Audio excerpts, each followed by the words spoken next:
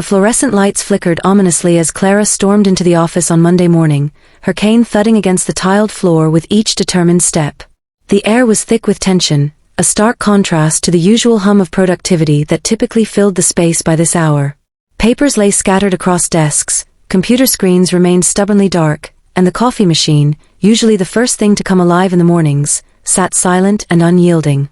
Clara's presence seemed to suck the oxygen from the room as she made her way to her desk, ignoring the wide-eyed stares of her colleagues.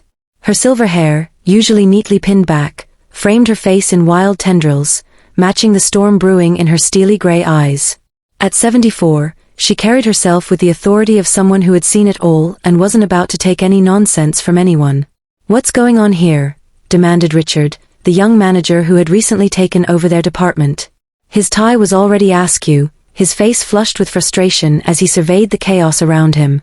"Why isn't anything working? We have clients waiting for reports." The other employees shifted uncomfortably in their seats, avoiding eye contact as they pretended to troubleshoot their equipment. They knew better than to speak up when Clara was in one of her moods.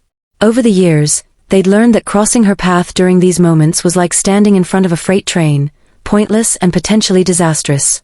"Perhaps you should start by checking your email," Clara suggested sweetly, though there was nothing sweet about the edge in her voice. She settled into her chair with deliberate slowness, placing her vintage leather briefcase on the desk with a satisfying thud. The sound seemed to echo through the suddenly quiet office. Richard's fingers hovered over his keyboard, but before he could respond, the main door burst open again. This time it was Margaret from IT, her face pale and drawn. "I've been trying to reach everyone since 6 this morning," she panted, holding up her phone. "There's been an unusual situation with our systems." Clara allowed herself a small satisfied smile as she watched the panic spread across Richard's face. She had spent 47 years working in this company, watching it grow from a small family business to a corporate giant. She had trained countless managers, survived multiple mergers, and weathered every technological advancement imaginable. But nothing had prepared her for the indignity of being asked to work weekends, for free, at her age. The request had come late Friday afternoon, delivered with a kind of casual disregard that only the very young or very foolish could muster. "Clara, we need you to cover some extra hours this weekend," Richard had announced, without even bothering to look up from his phone. "The new project can't wait until Monday." She had stared at him, momentarily speechless. "I'm sorry, did I hear you correctly? You want me to work unpaid overtime? At my age?" "It's just part of the job, Clara," he had replied with a dismissive wave. "Everyone else is doing it." The memory of that conversation still burned in her chest as she watched Richard struggle to access his email. What he would find there, and throughout the entire system, was a masterclass in passive-aggressive IT manipulation that only someone with decades of experience could execute so perfectly. "I don't understand," Margaret stammered, pulling out her laptop. "It's like everything has been systematically disabled. The servers are running, but nothing is connecting properly. And there's this strange message popping up everywhere." Clara adjusted her glasses, pretending to review some documents while secretly enjoying the growing chaos. She had spent her entire career making sure things ran smoothly, anticipating problems before they happened, and mentoring younger colleagues. Now she was using those same skills to create what might be the most sophisticated workplace disruption the company had ever seen. As Richard's face turned from pink to purple while reading whatever message had appeared on his screen, Clara couldn't help but reflect on how far things had fallen. When she had started at the company in 1975, respect for senior employees was practically built into the foundation. Back then, experience was valued, wisdom was cherished, and no one would have dared to ask someone of her standing to work for free. The younger staff members were beginning to whisper among themselves now, casting furtive glances in Clara's direction. They weren't stupid. Many of them had heard stories about her legendary efficiency and her uncanny ability to navigate both office politics and technical challenges. Some had even benefited from her mentorship, learning everything from proper business etiquette to advanced spreadsheet techniques. But this morning, something was different. The atmosphere crackled with an energy that hadn't been present in years. It wasn't fear exactly, nor was it anger. It was something more complex, a mixture of anticipation and respect that Clara hadn't felt directed toward her in quite some time. "Margaret," Richard snapped, finally tearing his eyes away from his screen. "Fix this immediately. We can't operate like this." His voice cracked slightly on the last word, betraying his rising panic. Margaret hesitated, her eyes darting between Richard and Clara. "I'm not sure," she began, but Clara cut her off with a wave of her hand. "Why don't you read us the message, dear?" Clara suggested, her tone deceptively gentle. Sometimes sharing information is the best way to solve a problem. The room fell completely silent as Margaret's fingers trembled over her keyboard. Outside, the city buzzed with its usual Monday morning energy, completely unaware of the drama unfolding within these walls. Clara settled back in her chair, savoring the moment. After all, she had spent the entire weekend crafting this perfect storm of technological obstruction, and she wasn't about to let anyone ruin her masterpiece. As Margaret's cursor hovered over the mysterious message, Clara reflected on how this moment represented more than just a personal vendetta. It was a statement about values, about respect, and about the fundamental misunderstanding of what truly kept a company running. In their eyes, she had become invisible, just another name on the payroll. But today, they would see her clearly, whether they liked it or not. The message finally appeared on Margaret's screen, large enough for everyone to read. "Respect begins with recognition. Perhaps next time, consider compensating experience rather than expecting it for free." The words hung in the air like a challenge, daring anyone to deny their truth. Richard's face turned an alarming shade of crimson as he processed the message. "What does this mean? Who did this?" he demanded, his voice cracking under the weight of his own authority. The younger employees exchanged nervous glances, their fingers frozen above keyboards as they waited for someone else to break the silence. Clara watched with quiet satisfaction as the reality of the situation dawned on them.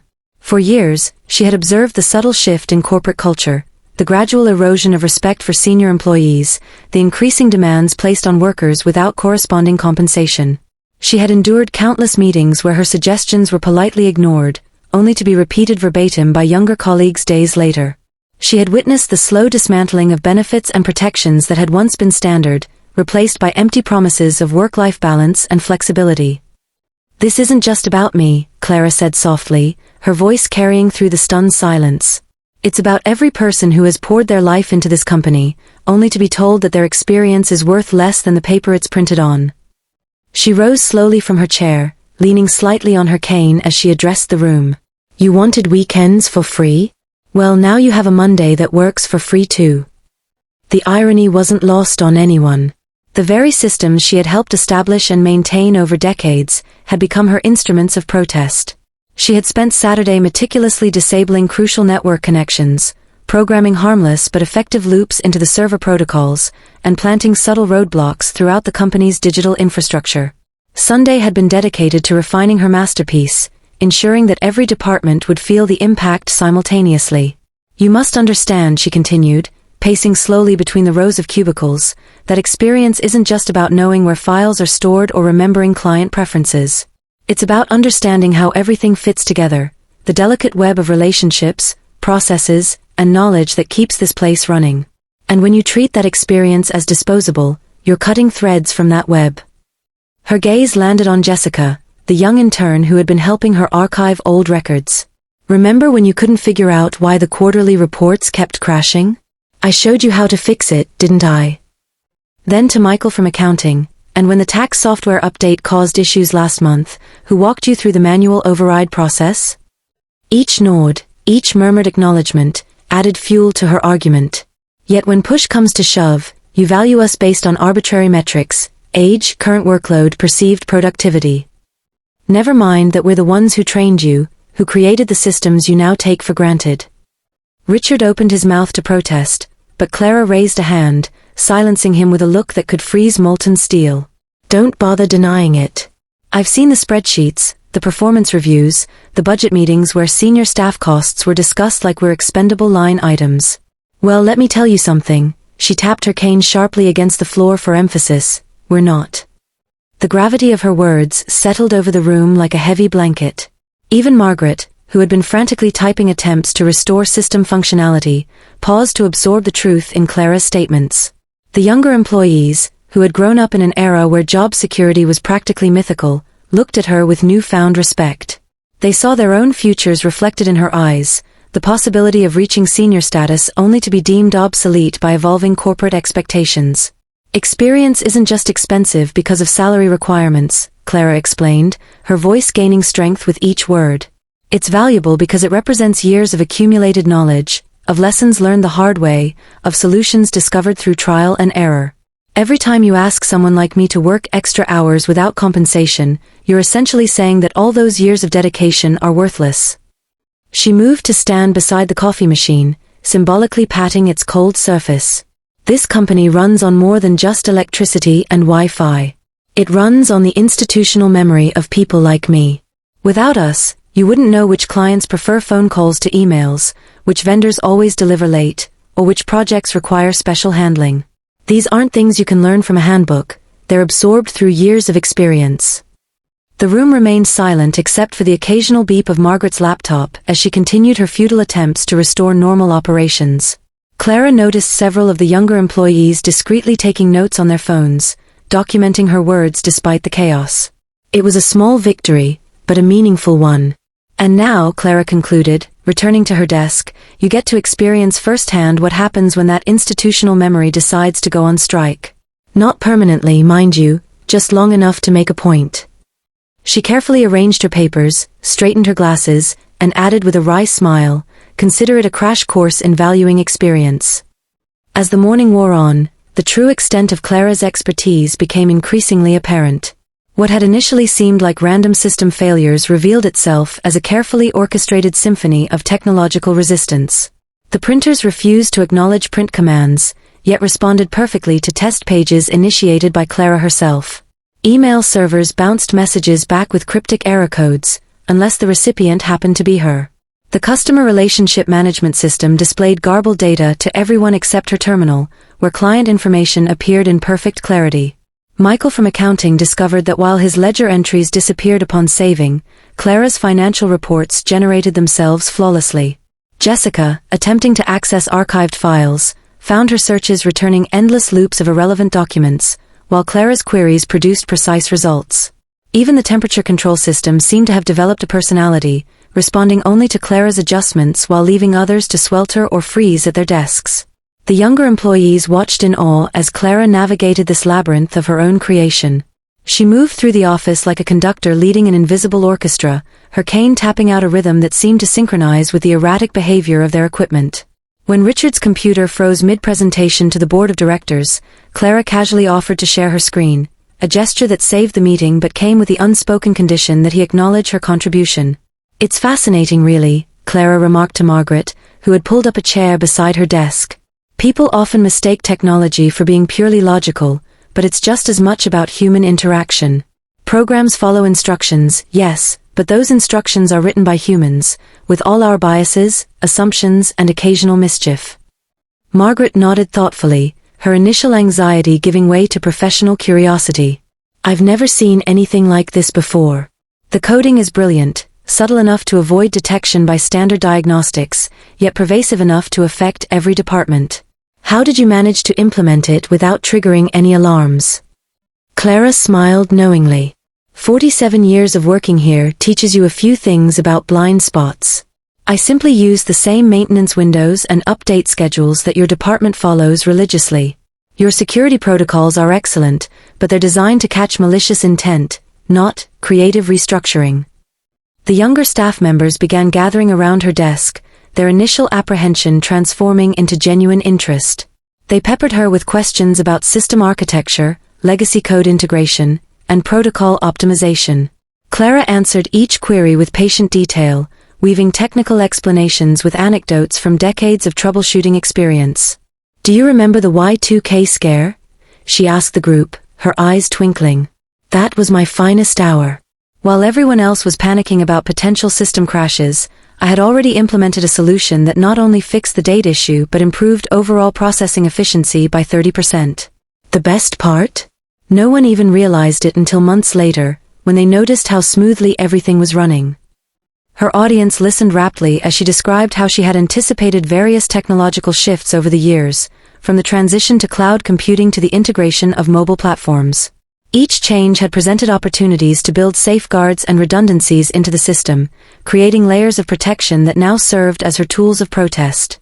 What's truly remarkable, Clara continued, gesturing to the chaos around them, is how interconnected everything has become.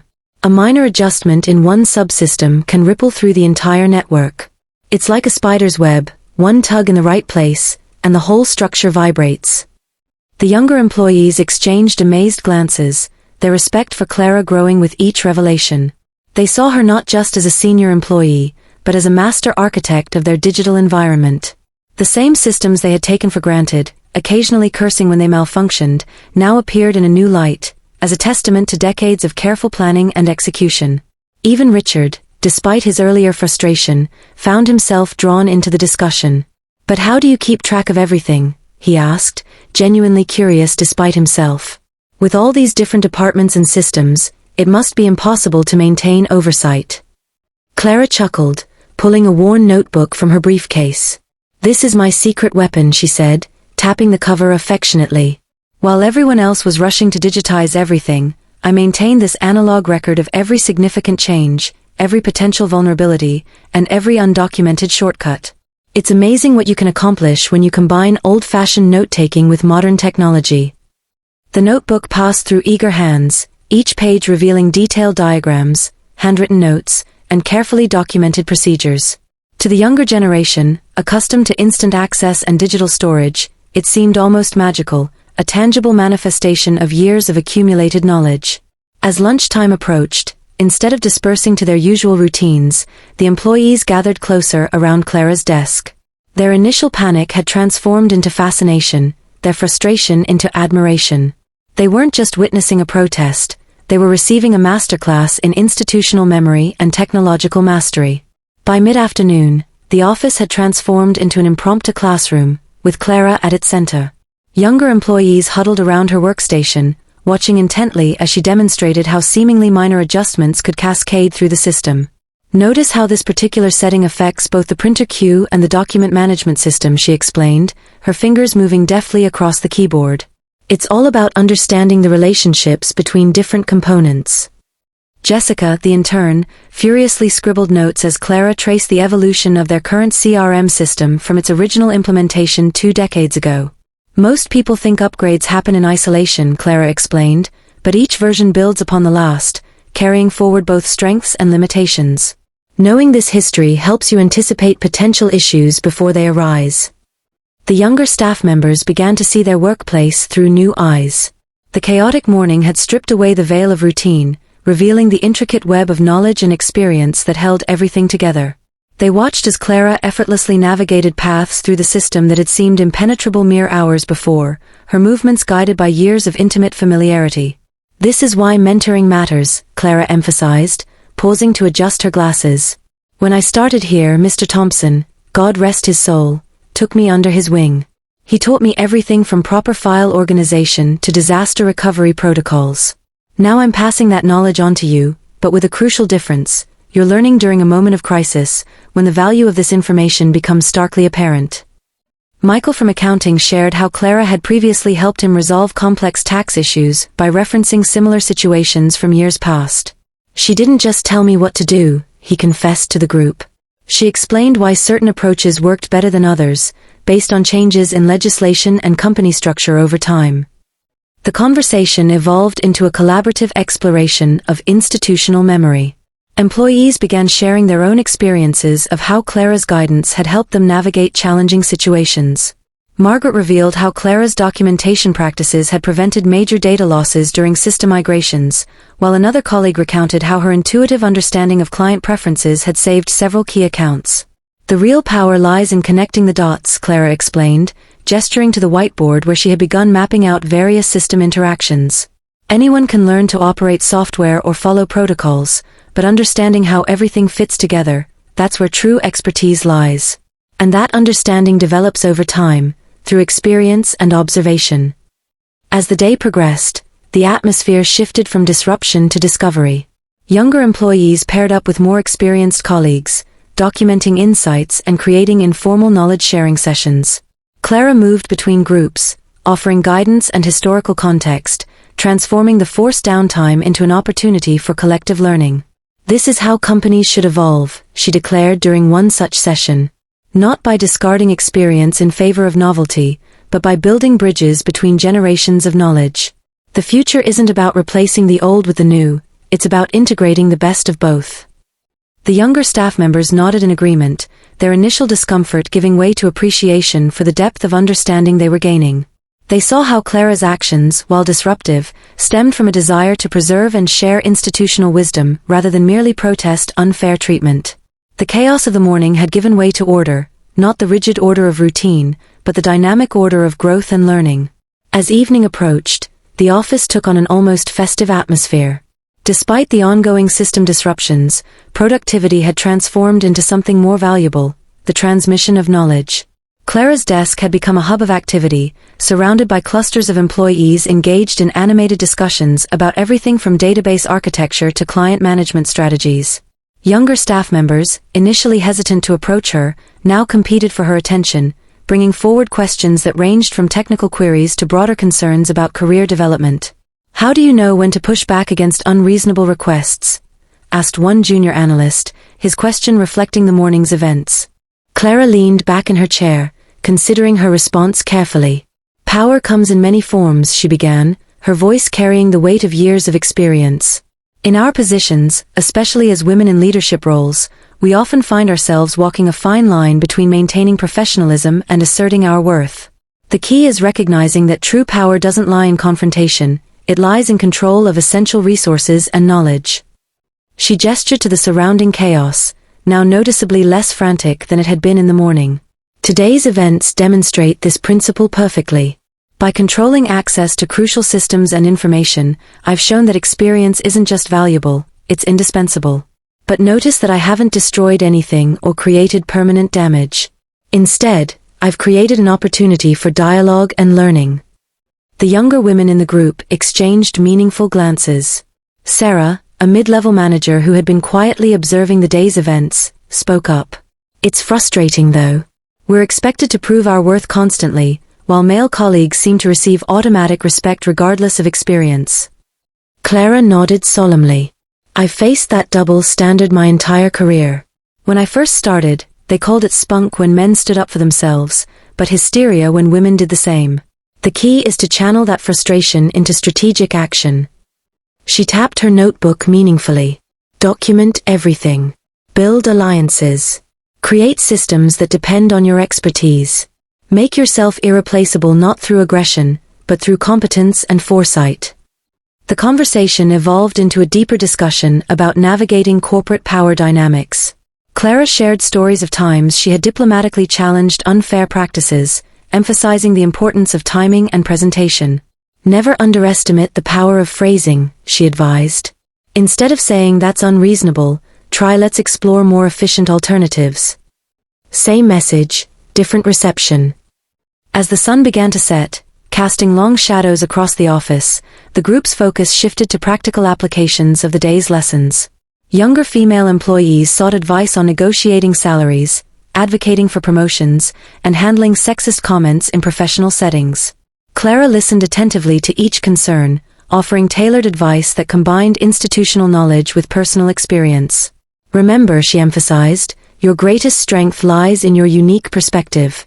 Companies talk about diversity and inclusion, but often fail to appreciate how different viewpoints can identify risks and opportunities they might otherwise miss." She pointed to the system map on the whiteboard. "Just like in this diagram, every node represents a different viewpoint. Remove too many similar nodes, and the whole structure becomes unstable." The younger women began sharing their own experiences, creating a supportive network of shared understanding.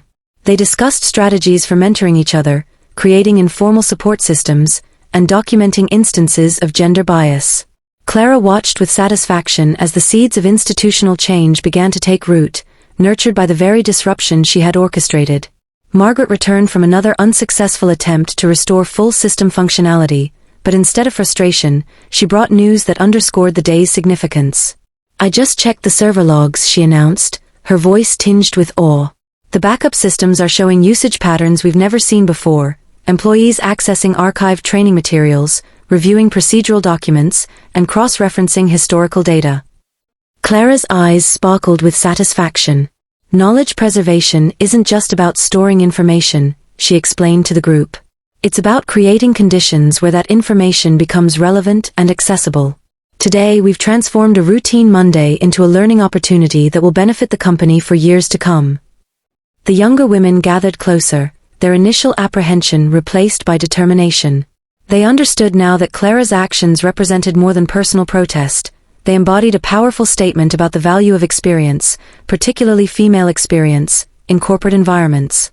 The chaos of the morning had given way to a new order, one where institutional memory and generational knowledge formed the foundation for meaningful change. As the group dispersed to continue their impromptu training sessions, Clara settled back in her chair, feeling the weight of decades lift slightly from her shoulders. The day wasn't over, and many challenges remained, but she had accomplished something far more valuable than restoring system functionality. She had ignited a movement, a quiet revolution of recognition and respect that would ripple through the company's culture long after the systems were restored. The clock ticked steadily toward evening, yet no one made a move to leave. The office hummed with an energy that transcended mere productivity, the kind that comes from shared purpose and mutual respect. Clara watched as younger employees paired with senior staff, forming connections that bridged generations of corporate experience. The transformation was palpable. What had begun as a protest had evolved into something far more profound. In the corner, Margaret worked alongside Michael, explaining how different system components interacted while he documented their discussion. Nearby, Sarah led a group of junior analysts through a review of historical project data, highlighting patterns that only became visible through years of accumulated experience. The whiteboards, once filled with frustrated attempts to restore functionality, now displayed detailed maps of institutional knowledge, annotated with insights from various generations of employees.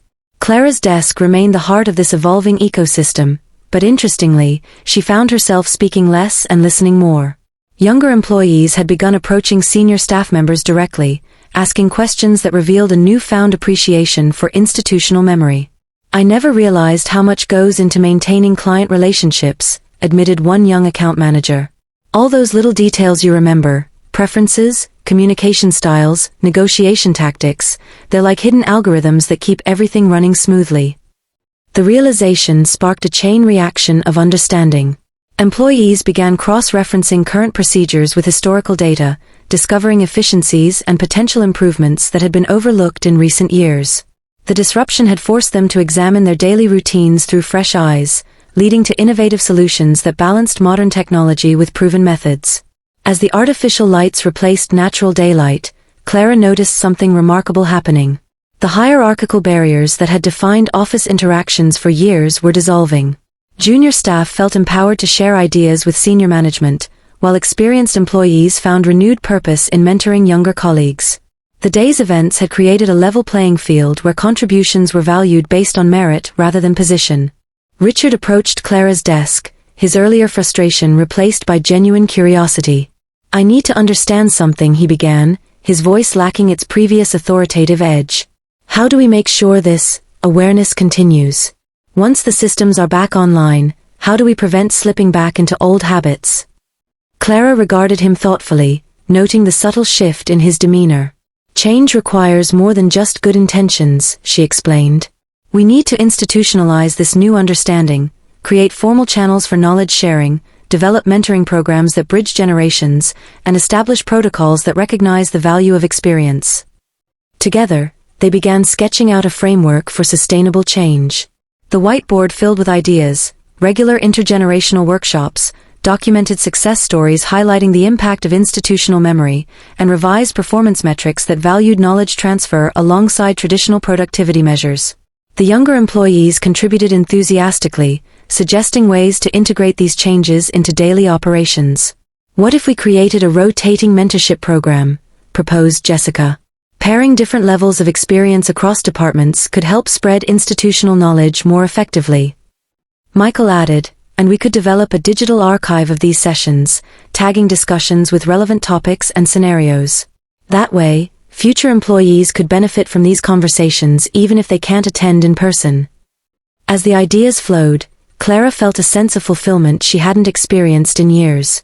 The disruption had achieved more than she'd hoped. It had catalyzed a cultural shift that promised to redefine how the company valued its employees and their collective experience.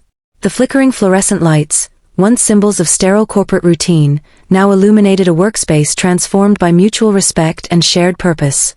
Outside, the city lights twinkled to life, mirroring the renewed energy within the office. Phones buzzed with messages from home, reminding everyone of the world beyond these walls. Yet no one seemed in a hurry to leave.